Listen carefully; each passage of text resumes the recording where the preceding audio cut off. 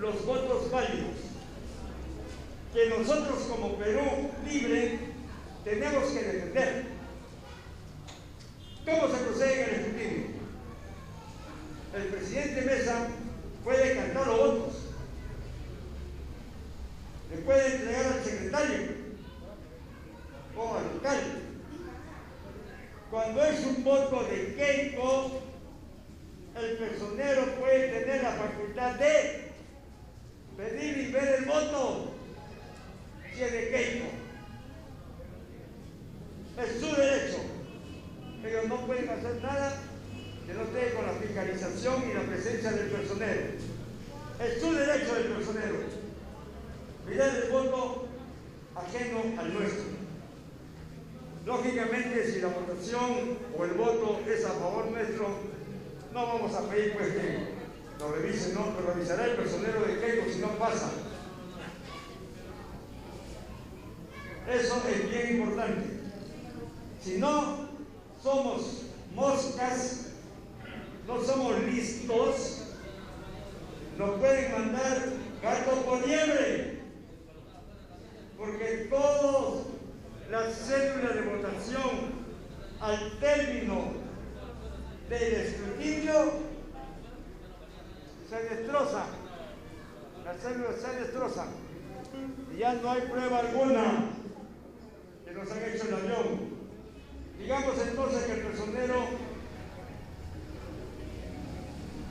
le ha ganado el otro personero. ¿Estamos? Correcto. Votos nulos.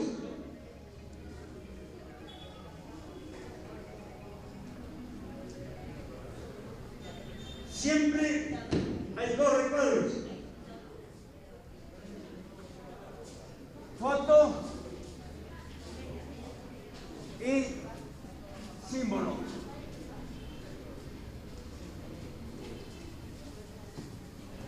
Ojo, me olvidaba. Es voto válido también cuando en la foto o en el símbolo puede marcar una y otra vez.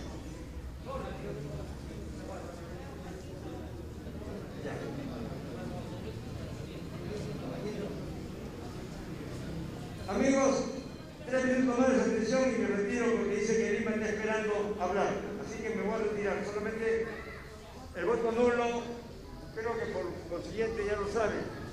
Cuando la célula de votación está dañada, cuando el símbolo lo ponen fuera del recuadro, cuando la intersección no está dentro del recuadro, cuando la célula está dañada,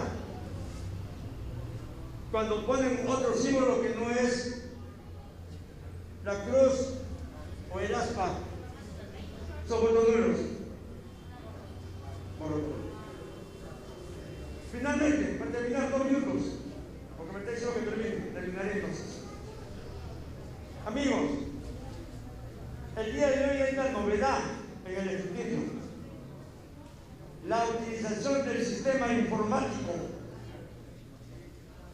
Es decir, ahora las actas a la LACTO, y la LACTO tiene que procesar los diferentes votos de uno y otro. Debe registrar los votos de la corrupción y los votos de Pedro Castillo. Tienen que estar ahí los votos nulos, los votos blancos, los votos viciados. Y la suma de todos esos votos tiene que dar igualita la cantidad con los electores que votaron. Por ejemplo, mayormente en todas las mesas hay 300 electores, pero no todos votan los 300, no todos van a votar. Puede ser, por decir, 280 que han ido a votar.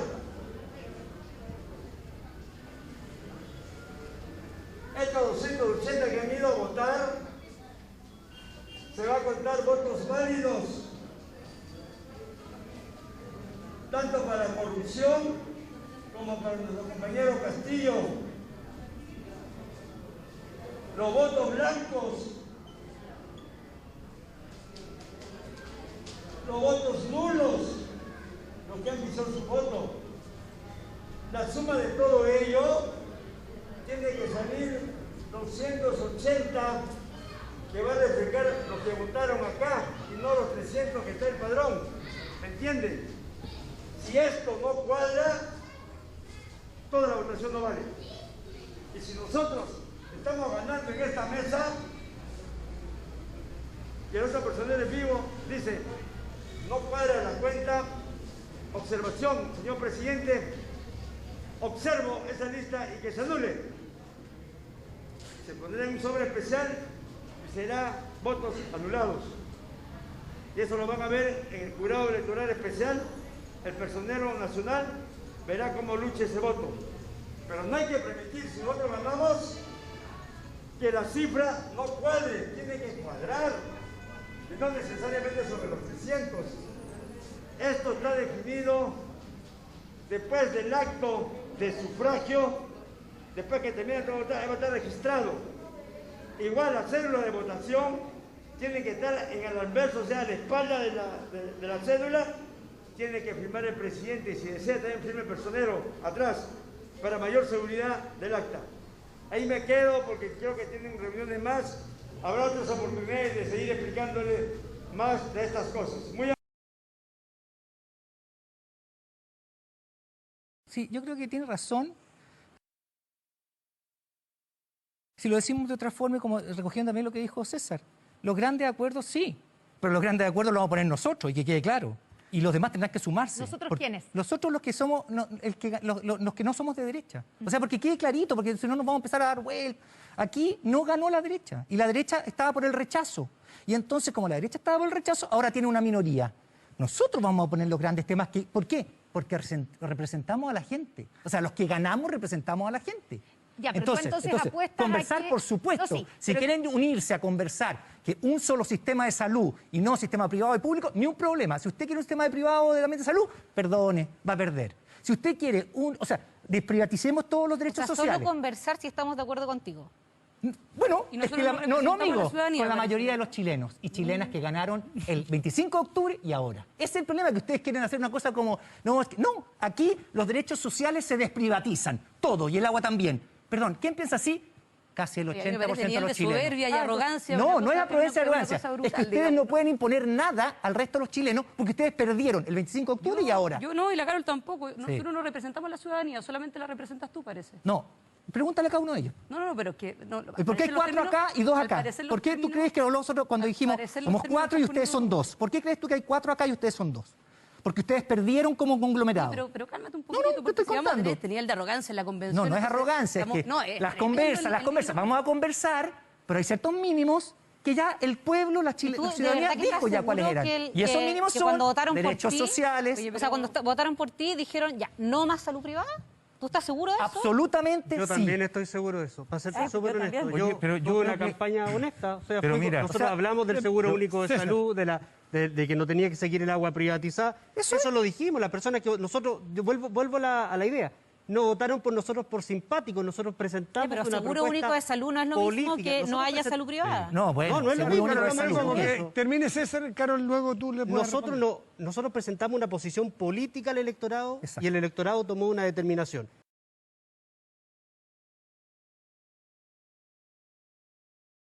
El proceso electoral no es posible requerir esa información a RENIEC. Miren, señores, se ha requerido, por ejemplo, en procesos de revocatorias, en menos de un día el RENIEC nos da esa información. Y ya yo sustenté en la fecha pasada cómo es que la interoperabilidad nos permite, dado que somos un solo sistema integrado. Entonces, sobre requerir un informe a RENIEC, negarse a recibir ese informe, a solicitarlo, me parece absurdo. Y de colisión de cara a encontrar la verdad. Reiteradas jurisprudencias también respecto del informe de fiscalización del local de votación ha dicho que eso no son vinculantes. La resolución 3373-2018 la 611/2018. Dice, frente al argumento del apelante que ante la comparación de actas electorales esta no coincide con las grafías y firmas de los miembros de mesa, se tiene que dicha afirmación no ha sido acreditada mediante un informe pericial grafotécnico. Resulta que acá han traído algunas. Sin embargo, en el supuesto negado de que efectivamente las firmas de los miembros de mesa se falsificaron, dicha actuación equivaldría a la comisión de un ilícito penal que solo le compete delimitar al Poder Judicial. Y eso es cierto, pues. Corresponde al Poder Judicial sancionar si es que se ha incurrido en la comisión delictuosa, no al Jurado Nacional de Elecciones. Pero lo que el jurado no puede renunciar es a lo que establece el artículo 177 y el 178 de la Constitución. Nosotros no vamos a determinar a través de nuestras decisiones si se han cometido delitos o no. En absoluto. Eso corresponde a otro estamento, como la justicia ordinaria. Y así puedo seguir haciendo mención a todas las resoluciones del Jurado Nacional de Elecciones, y en todas ellas, por ejemplo, 3277, la acreditación de la causal de unidad se realiza con medio de prueba idóneo y suficiente que logre evitar la presunción de veracidad con la que encuentran las actas electorales. Perfecto, pues. En consonancia con lo que vengo sosteniendo. Esta resolución, ¿qué nos dice? ¿Cuál ha sido la voluntad de lo que hemos firmado esas resoluciones? Que se transparente, pues. Que se transparente, señor. El escenario es totalmente distinto al de un proceso electoral distrital. En consecuencia, no renunciemos, no renuncien a los alcances del artículo 177 y sobre todo del 178 de la Constitución. Debería solicitarse previamente el registro de firmas en la RENIEC para su autenticidad y, reitero, la lista de electores de mesa de votación. Muchas gracias, presidente. Muchas gracias, colegas. ¿Alguna intervención de don Jorge Rodríguez? Ninguna, presidente, ninguna. ¿De don Jovián? Presidente, sí, yo quiero intervenir en esta causa en concreto, ¿no? El doctor Arce con mucha elocuencia nos ha hecho recordar justamente, no todo un resumen de lo que se ha señalado en la mañana, y justamente a partir de esos datos que nos ha hecho recordar, justamente me lleva a tener que expresar algunas incidencias, en este caso concreto, y atendiendo también a uno de los abogados que en la mañana hicieron su exposición. Por ejemplo, uno de los abogados señalaba que el puño gráfico que aparecían en las actas no solamente aparecían en ciertas mesas, sino en las regiones, decía, de regiones. Entonces, eso a mí me causa realmente extrañeza, pensando o teniendo en cuenta que a las 7 de la noche se cerraron, ¿no? Se concluyeron la votación y empezó el escrutinio, ¿no? Y supongamos que haya sido hasta las 11, creo que hasta la medianoche, algunas mesas que terminaron su trabajo, pero si hablamos de regiones, aquella misma persona que se señala que ha llenado las actas con el mismo puño gráfico, eso implica que esta persona pues ha trabajado con una velocidad o no sé qué medio ha utilizado para trasladarse de una región a otra, ¿no? Y eso a mí me causa realmente una extrañeza, realmente ese sustento, ¿no? El otro aspecto, presidente, yendo al caso concreto también en la sustentación que se ha hecho en la apelación, se insiste en no le llamemos etapa probatoria, pero yo creo que para poder determinar si realmente, aquí se habla que la secretaria de la mesa no coincide su firma, ¿no? O sea, hablan de una firma falsificada. Entonces, para determinar si realmente ha sido falsificada esa firma, se tendría que convocar a un perito oficial, digamos, ¿no? Para que ella haga el informe pertinente, porque nosotros no somos peritos ni también el personal de la OMPE tampoco podía determinar la falsedad o no, porque también no son competentes. Entonces, implicaría, si hacemos ese trabajo, implicaría que tendríamos que convocar a un perito oficial, haga su informe científico. Ya existe una prueba de parte que se ha anexado al expediente. Si no hay una coherencia, va a haber un debate pericial, y así, imagínense sucesivamente el tiempo que se va a considerar. Entonces, ¿cómo queda en los términos que venimos sosteniendo del el término perentorio y preclusivo, que es lo que venimos sosteniendo para este proceso electoral? Ese realmente es una preocupación. Y por último, al caso concreto también, en realidad no está aprobado. ¿Cómo podíamos probar en todo caso que justamente de la mesa en cuestión se habría inclinado los votos para uno u otra organización política? ¿Cómo podemos probarlo? Solamente sobre el hecho supuesto que alguien tuvo más votos y el otro menos, tendríamos que pensar de que porque el otro tuvo más votos, entonces se inclinó los votos a esa organización política. O sea, ese es un concepto subjetivo realmente, ¿no? Entonces, esos son algunos elementos presentes que me lleva a ya tener una posición respecto de este caso concreto. Es todo, presidente.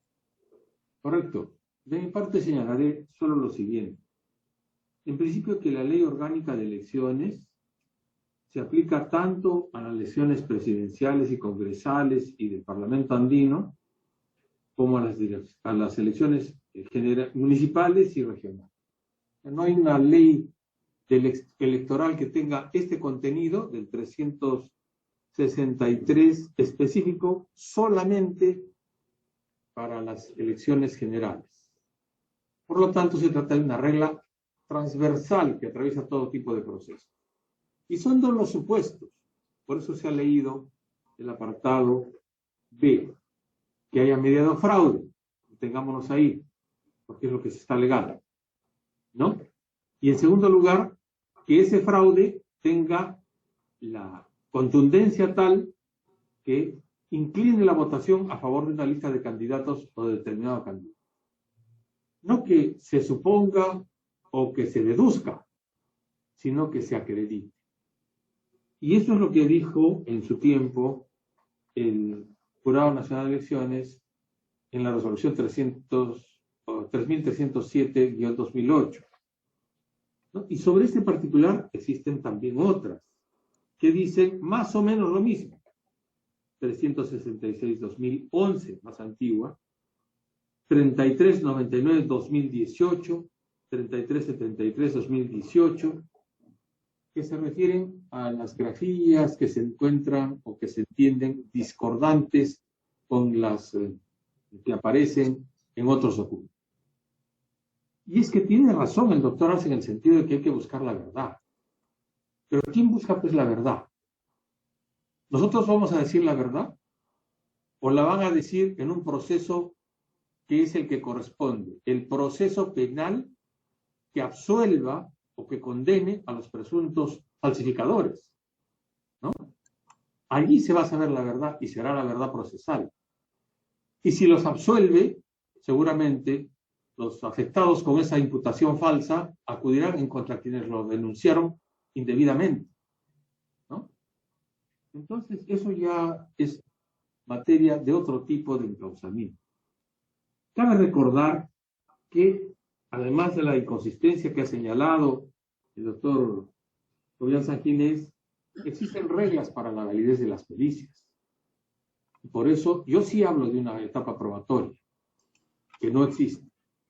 Porque la pericia que vale, que tiene fuerza, es aquella que se realiza sobre firmas originales y aquella que se toma con el puño gráfico del presunto falsificador o a quien se le atribuye que haya falsificado, en fin. Y eso no tenemos. Y tendríamos que tenerlo para ver la verdad, ¿no?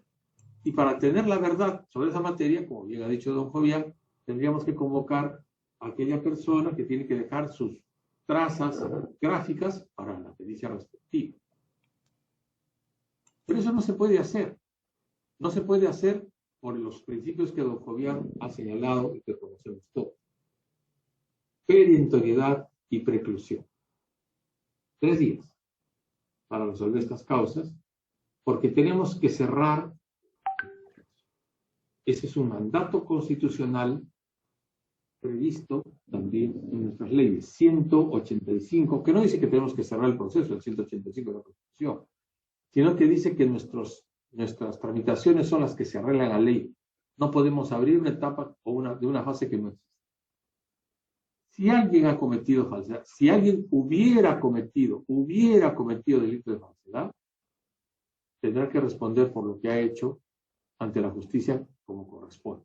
Porque nosotros no vamos ni a condenar ni a absolver, ni a fundar nuestra decisión en una presunción. Presumo que es falso, presumo que se inclinó la votación a favor o en contra, y por tanto, por esa presunción, anulo. Eso no es así, creo yo, ¿no?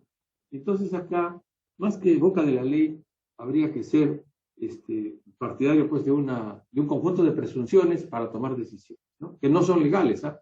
No son ni juris et de jure ni juris tal. Pero existe además, y es importante decirlo, en materia de abrir la información privada, un conjunto de normas, ¿no? Están la Declaración Universal de Derechos Humanos, artículo 12, nadie tiene el derecho de ingerir en informaciones privadas. El Pacto Internacional de Derechos Civiles y Políticos, artículos 17, 1 y 2, ¿no? Nadie debe ingerir, y aquí tiene que haber protección de los privados, de las personas, que sí son importantes. Los seres humanos son importantes, ¿ah? No se puede arrollar al ser humano solamente por el interés colectivo. Hay que compatibilizar el interés colectivo con la protección del interés privado. Y eso lo saben no solo los profesores de Constitucional, sino también los que han estudiado Constitucional. Está el artículo 2, inciso 5 de la Constitución Política del Perú, que dice que todos tienen derecho a solicitar sin expresión de causa información que requiera y a recibirla a cualquier entidad pública en el plazo legal con el costo que suponga, ¿no? Punto y seguido. Se exceptúan las informaciones que afectan a la intimidad personal y las que expresamente se excluyen por ley o por razón de seguridad nacional. ¿Y cuál es esa ley? Esa ley, pues, es la 27.806, que ahora tiene un texto único ordenado a raíz del Decreto Supremo 021-2019, CUS, cuyo numeral 5 del artículo 17 dice que la información referida a los datos personales cuya publicidad constituye una invasión a la intimidad personal y familiar, la información referida a la salud personal se considera comprendida dentro de esta intimidad personal, y en este caso solo el juez puede ordenar la publicación sin perjuicio de lo establecido en el artículo 5 del artículo 2 de la Constitución Política del Estado. Bueno, en la Constitución Política del Estado peruano, el numeral 6 del artículo 2 dice que es un derecho fundamental de la persona que los servicios informáticos computarizados o no, públicos, privados o no, no suministren informaciones que afecten a la intimidad personal y familiar. Y la ley 29.733, Ley de Protección de Datos Personales, del 2011, dice en su octava disposición complementaria y final que son datos sensibles los que se refieren a la información confidencial que está señalada en el numeral 5 del artículo 17 del texto único ordenado de la ley 28.706, que ya hemos hecho referencia. Bueno, adicionalmente se ha producido una resolución de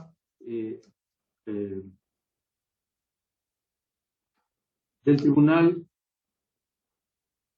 que maneja los temas de acceso a la información pública, transparencia y acceso a la información pública, y esa resolución señala con absoluta claridad que no corresponde solicitar u otorgar todos los datos que contienen el listado de votantes, de votación en mesa, ¿no? y que tendría que producirse, si fuera el caso, tendría que producirse, por un lado, el atarjadura de aquellos que tuvieran carácter personal. Huella digital, dirección domiciliaria, etcétera, etcétera. Los datos que no son atinentes a lo que se solicita en concreto. Inclusive la impresión fotográfica, el nivel de instrucción, etc. De modo que aquí hay que hacer la equiparación de cosas, ¿no? Decir, no, por interés colectivo, no importa, ¿no? No es así, no es así. Eso puede ser así, seguramente, en algunas realidades un poco más primitivas que la nuestra, que existe, pero que quizá nosotros tendremos que apuntar a niveles más altos de democracia y de respeto, ¿no? Bien. Por otro lado, es pertinente señalar que bajo ese conjunto de criterios, ¿no? Ya el Jurado Nacional de Elecciones se ha pronunciado y lo ha hecho, por ejemplo, en la resolución 3399 del 2018, donde se habla en el apartado 13 que frente a la petición del recurrente realizar un informe grafotécnico a las firmas de los miembros de mesa, corresponde indicar que dicha actuación no se encuentra acorde con los principios de la idea de economía procesal, carácter electoral, pues es deber de los órganos electorales procurar la pronta proclamación de los resultados de los comicios, toda vez que las nuevas autoridades deben juramentar y asumir sus cargos a partir del 1 de enero de 2019 en su caso, en ese tiempo, porque no era una elección nacional, de acuerdo al artículo 34 de la Ley Orgánica de Municipalidades, así como para que se configure el delito de falsificación de firmas, esta deberá ser declarada por el Poder Judicial y allí intervienen también los señores Arce y Rodríguez. De este cúmulo de datos, de este cúmulo de información de orden jurídico, puedo yo concluir que hay información que no se puede solicitar llanamente. Y finalmente, si tuviéramos en nuestra mano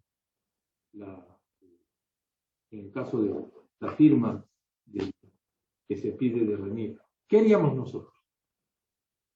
Nosotros inmediatamente diríamos, ¿esta firma se parece o no se parece?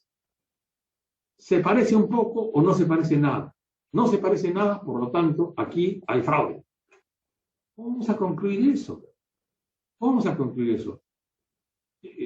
No sé si sería sacar el conejo del sombrero, ¿no? Eso no se puede hacer. Eso tendría que decirlo un experto, mirando no solamente la firma en copia o escaneada de la que aparece en la RENIEC, sino llamando al interesado, tomarle sus huellas, su firma, y mirar, ¿no? Porque puede resultar que el interesado sea analfabeto y que no sabe cómo firmar todas las veces igual, y entonces tiene pues 3 firmas distintas, ¿no? O 4, 5, 10. No sé, pues, no sé. Porque, por si acaso, en el Perú todavía hay analfabetos, ¿ah? Y no tiene por qué declararse como tal, ni exponerse a su condición, porque esa es parte de su información sensible, ¿no? Aunque alguno dirá, ¿a mí qué me importa la situación del analfabeto? Probablemente. Pero a algunos sí nos interesa la situación del alfabeto y del analfabeto. Por esas consideraciones yo voy a permanecer en la posición ya indicada antes de votar. El señor Arce.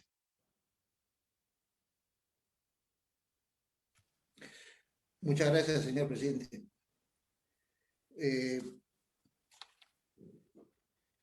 Escuchaba en la intervención del doctor Sanginés y también en la suya, qué cosa haríamos si tuviésemos a la vista las firmas registradas en la RENIEC y las firmas que se insertaron en la lista de electores de mesa de votación. Cotejo, señores, cotejo. Y claro, ese cotejo no se hace a libre criterio de A, de B o de C. Como somos jueces, aplicamos, entre otras razones, las máximas de la experiencia, señor presidente, señores colegas. Las máximas de la experiencia es nuestra obligación como jueces aplicarlas, más allá de la razonabilidad, del buen criterio, etc., etc. Entonces, sí hay forma de cómo hacer nuestro trabajo encontrando la verdad. Se ha hecho mención a un sinnúmero de normas que protegen el derecho a la privacidad y la información privada de los seres humanos. Y es obvio. Yo formo parte del Ministerio Público y como defensor de la legalidad del Ministerio Público, por supuesto que tiene que ser respetuoso de estos derechos. Pero ya el Tribunal Constitucional, solamente le voy a hacer referencia a dos sentencias, la 2488-2002, Villegas Namuche, y 959 del 2004 de Huilo Rodríguez. Allí se ha señalado que el derecho a la verdad es un derecho fundamental, claro, y tenemos al frente el derecho a la intimidad. ¿Y cómo tiene que resolverse ese tema, señor presidente, señores colegas? Con lo que usted mismo ha dicho, presidente, y que otros lo denominan como el juicio de ponderación. Ponderemos el interés de uno y el interés del otro. Ningún derecho es ad infinitum, correcto. Pero entre el interés particular y el interés general, estamos a puertas de declarar un ganador en un proceso electoral presidencial. ¿Cómo que no va a haber ese juicio de ponderación, de razonabilidad frente a una colisión entre un derecho y otro? Juicio de ponderación, pues. Ahora bien, si cuando se dice que por mandato de la norma tenemos que cerrar el proceso, más que cerrar, nosotros antes de cerrar o de culminar, la obligación primera es de resolver con apego al artículo 178 de la Constitución. Esa es nuestra primera obligación. Y no renunciemos a ella. No renuncien a ella. Pero en fin, podríamos pasarnos toda la tarde en un saludable debate, pero sé que ustedes tienen ya una línea totalmente decidida. Y a ustedes no le va a hacer cambiar absolutamente nadie, ni nada. Y lo respeto, pero no lo comparto. Y cuando, precisamente con ese apunte suyo, presidente, cuando usted dice que hay que cerrar el proceso, que hay que culminar, todo lo que se inicia se termina. Yo me hago la siguiente pregunta. La posición de este humilde juez es porque se encuentre la verdad. Y que gane quien gane, sea el señor Castillo o la señora Fujimori. Y que el país deje de estar polarizado. Fíjese, Huancavelica, los jueces de Huancavelica, los jueces electorales de Huancavelica nos han dado una lección de lo que es la búsqueda de la verdad. ¿Y cuál fue el resultado? Ahí está en su resolución. Transparentó todo, pidió la información de las instituciones que forman parte del sistema, se las han entregado y simplemente no le dieron la razón al apelante porque no la tiene. Eso es lo que ocurriría si se transparenta. Eso es lo que ocurriría si nosotros, en aplicación del artículo 178, cumplimos nuestras funciones de encontrar la verdad. Y yo felicito a los jueces de Huancavelica. Porque eso calmaría la polarización de la población. Como hablando y tratando de infantilizar mi mensaje, el 50% de la población, el 50% de la población que se encuentra polarizada, no tendrá legitimación si el jurado, el que es electo, el que es declarado ganador, si el jurado sigue en esta misma posición de no transparentar la información que tiene RENIEC y que tiene hombre con la lista de electores. Yo respeto el pensamiento de ustedes, respeto la decisión que ya tienen tomada, pero no las comparto. Bajo ningún punto de vista, el jurado debería renunciar, como ya viene renunciando, a los alcances del artículo 178. Legitimemos al ganador, legitimemos a la persona que el resultado de las votaciones así lo declare, pero no podemos renunciar a nuestra labor de encontrar la verdad. Y decía el doctor Sanginés, y usted, señor presidente, ¿qué cosa demuestran la pericia? Obviamente que no va, ya por eso yo vengo sosteniendo, y enhorabuena el doctor Sanginés coincide conmigo, que no nadie está pretendiendo etapa probatoria. Usted sostiene lo contrario y se respeta, pero ¿y qué acaso se pretende, bajo mi posición, se pretende hacer pericias, traer peritos que vengan, que debatan entre partes, porque pueden ofrecerse pericias por ambas partes y se genera todo un debate? Nadie pretende eso. Nadie pretende eso. ¿Pero qué han aportado las pericias? Información. Nos están dando a conocer hechos que pueden ser ciertos, que pueden ser o no serlo, como lo que pasó en Huancavelica. Huancavelica transparentó y declaró como tenía que declarar. ¿Saludable? ¿Es que acaso no podemos hacer esto en un par de días? ¿Por qué la cerrada posición de no aperturar y calmar a la población que se encuentra polarizada? Lamento mucho una situación de esta naturaleza que podría, con un raciocinio simple y siguiendo el ejemplo de Huancavelica, de los jueces de Huancavelica, encontraríamos la verdad y legitimaríamos a quien se declare ganador. Caso contrario, ocurrirá todo lo contrario, ¿no? Deslegitimado a aquella autoridad que gana. Porque el otro 50% de la población siempre estará en duda, siempre estará cuestionando. Y en todo caso, esta es mi última intervención. Que la historia nos juzgue. Muchas gracias. Muy bien. Mientras esperamos el juicio de la historia, yo le haré presente, en principio, que el cotejo que usted plantea no es una operación cualquiera, es una operación pericial. Existe como prueba. No tendría que ser hecho por nosotros. En segundo lugar, yo no me voy a pronunciar sobre los colegas de Huancavelica todavía, porque me parece que hay un proceso que tiene que ver con ellos. Y en su momento se dirá lo que corresponde, de mi parte por lo menos. Y en tercer lugar, que ciertamente pues, ¿no? Su mensaje es interesante, que abre otras vías de trabajo, de solución a un problema. Cuando el 28 de julio de este año tiene que haber presidente o presidenta, tiene que haber, y va a haber. Así que vamos, desde luego, a proceder con arreglo a lo que dice la ley, a lo que dice la ley de la República. Y lo que dice también, desde luego, la jurisprudencia que se ha producido al calor de la ley de la República. Muy bien. Para empezar a votar, don Jorge Rodríguez, ¿usted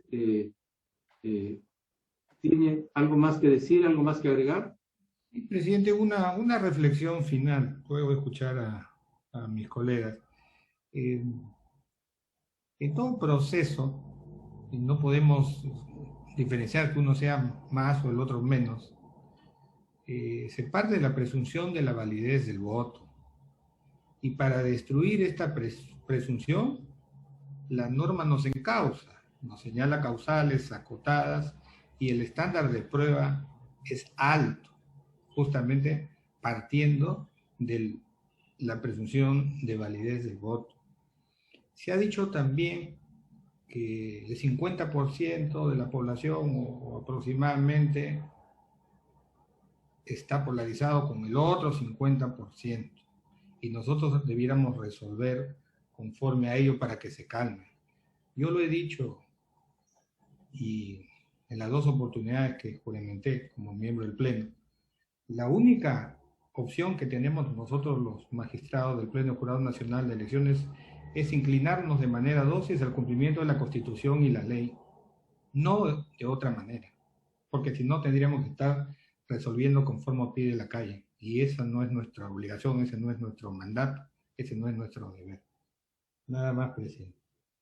En cuanto a su determinación, doctor, porque estamos votando. Sí, presidente, reitero, ya lo había dicho, infundada la apelación.